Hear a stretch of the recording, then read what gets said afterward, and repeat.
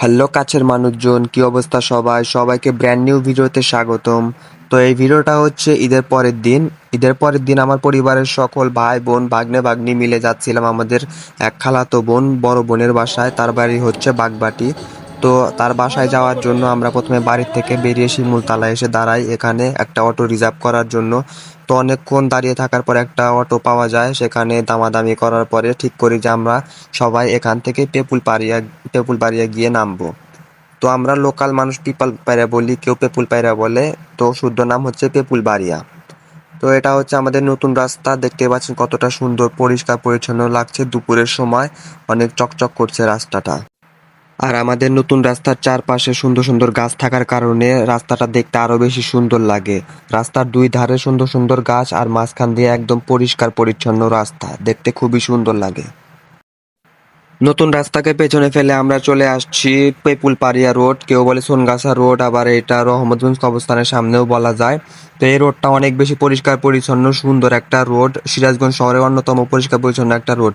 আমার মনে হয় সিরাজগঞ্জ শহরে এরকম সুন্দর রোড আর কোথাও নেই। এত সুন্দর আর পরিষ্কার রোড দেখলে মনে হবে এখানে বিছানা পেতে শোয়া যাবে, আবার ভাত বেড়ে খাওয়া যাবে। খুবই সুন্দর রোড। রাস্তার চারিপাশ দিয়ে সুন্দর গাছপালা, নীল আকাশ, মাঝখান দিয়ে রাস্তা, দেখতে খুবই সুন্দর লাগে। অসাম একটা পরিবেশ। সিরাজগঞ্জে যারা বসবাস করেন তারা তো এই জায়গাটাকে অবশ্যই চেনেন, জানেন। এখানে দেখেছেন, ঘুরতে আসছেন, আপনারা জানেন এই জায়গাটা কত বেশি সুন্দর। সুন্দর সুন্দর গাছপালা, নীল আকাশ, সুন্দর রাস্তা দেখতে দেখতে আমরা চলে আসছি পেপুলবাড়িয়া বাজারে। তো এটাই হচ্ছে পেপুলবাড়িয়া বাজার। যারা সিরাজগঞ্জের মানুষ পেপুলবাড়িয়ার আশেপাশে থাকে তারা তো নিশ্চয়ই এই জায়গাটা চেনেই, আর বলার কিছু নেই। তো এখানে অটো থেকে নামার পরে ভাগনা একটা মোজো কিনে আনলো। তো দুজনে একটু সাইডে এসে কাউকে না বলে মোজোটা দুজনে সাটিয়ে দিলাম। তারপরে আমরা ভাইয়ের জন্য অপেক্ষা করছিলাম, ভাই গেছে মিষ্টি কেনার জন্য। তো মিষ্টির দোকানে এসে দেখি প্রচুর পরিমাণে ভিড়, এত বেশি ভিড়, এত বেশি ভিড় যে মনে হচ্ছিল মিষ্টির এখানে ইলিপ দিতেছে। তো এখানে আসলে ইলিপ দিতেছে না, কারণ ঈদের সময়, সেই জন্য এত বেশি মিষ্টির দোকানে ভিড়। তো আমার কাছে পার্সোনালি বাগবাটির মিষ্টির দোকানের মিষ্টি অতটা ভালো লাগে না, খেলে মনে হয় যে ক্যাদো ক্যাদো লাগে। তো কেউ কিছু মাইন্ডে নেবেন না, আমার এটা পার্সোনাল ওপিনিয়ন। আমার কাছে এই দোকানের মিষ্টি হালকা ক্যাদো ক্যাদো লাগে।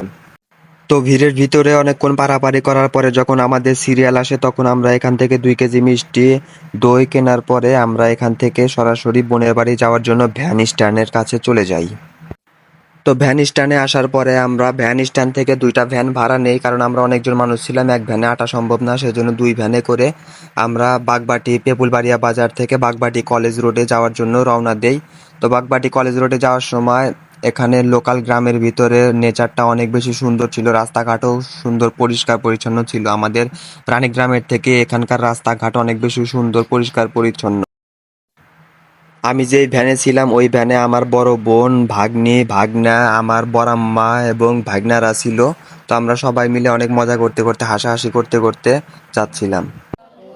তো ফাইনালি অনেক ট্রাভেল করার পরে আমরা চলে আসছি আমাদের বড় বোনের বাসায়। তো এটা হচ্ছে আমাদের বড় বোনের বাসা। তো বাসার ভেতরে আরো অনেক ভিডিও ছিল, তো ভিডিওগুলো কেমনে জানি ডিলিট হয়ে গেছে। তো এতদিন হয়ে গেছে সেই জন্য ডিলিট হয়ে গেছে। তো দুঃখিত, বাসার ভেতরকার ভিডিওগুলো আর দিতে পারলাম না। তো আজকের ভিডিও এই পর্যন্তই। ততক্ষণ ভালো থাকুন, সুস্থ থাকুন, আর এই ভিডিওতে লাইক করতে ভুলবেন না। আর আমাকে সবাই একটু সাপোর্ট করবেন। Thank you.